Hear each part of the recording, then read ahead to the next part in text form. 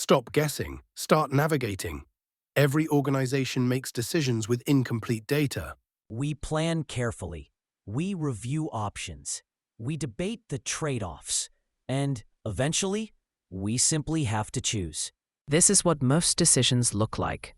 Concept A versus Concept B. We sift through the data. Strong opinions. A lot of experience. But it's still a beauty contest. Whichever story lands better in the room wins. It looks like analysis, but it's really persuasion. We test the different concepts. Often after the decision has already been made. If it works, we call it insight. If it doesn't, we call it learning. But either way, guesswork is involved. The question isn't if we will make a decision.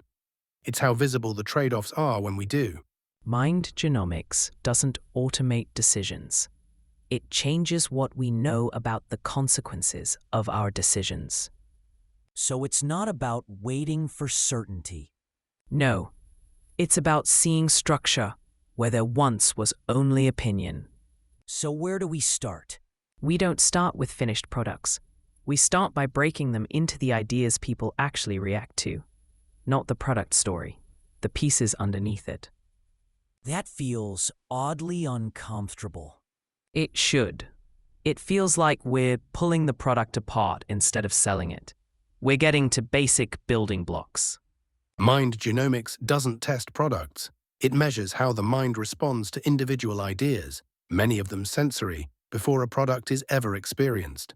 Sweetness, saltiness, thickness, texture, color, aroma, healthiness, ease of use, value.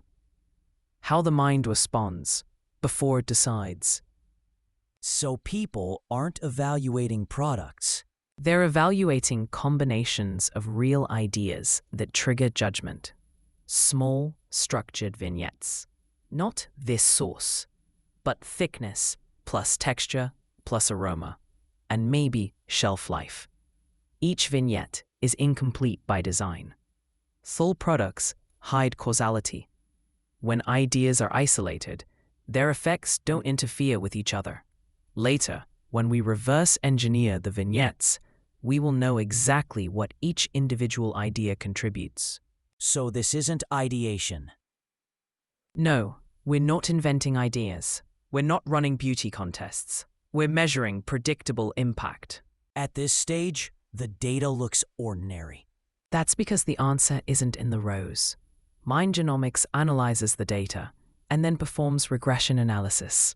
Each individual idea earns a coefficient, an absolute additive predictive effect. If an idea adds appeal, it adds the same amount of appeal every time it appears. Not because of the product, but because of how the mind responds to that idea. So this isn't a ranking. No, think of it as a surface, a continuous product opportunity space, not just the options you tested. This surface represents all possible product configurations that exist. This is how chunky garden-style spaghetti sauce and orange juice with pulp emerged, not by guessing what might work, but by working backward from response. Thousands of products followed the same path, starting with how people react, not with assumptions about what they want. Instead of asking which product wins, we ask a different question. Which combinations of ideas are actually driving performance? So what's stopping us from exploring this surface right now? New products, new combinations, without starting over. Nothing. That's the point. Here's the situation I'm in all the time. I'm in a meeting, someone puts a competitor's product on the table. They say, this is trending, this profile. Then the questions come fast. Can we do this? Can we do it better? And can we do it now? My usual answer is, let's run tests. We'll figure it out. But that means starting from scratch. Let me show you a better option. One that doesn't start from scratch. This is our surface, built from prior studies, prior responses. It already knows how people react to sweetness, texture, aroma, thickness, freshness, not products, responses. So we're not copying the competitor. No, we're reverse engineering what's driving their performance. Watch this. If we move this element, texture, in this direction, Ease of use goes up, but cost rises. exactly. And if we adjust aroma instead, performance improves without destabilizing margin. That's the surface doing its job. This is the shift. Products stop being discovered, they start being designed. We learn what needs to be done in moments, not months.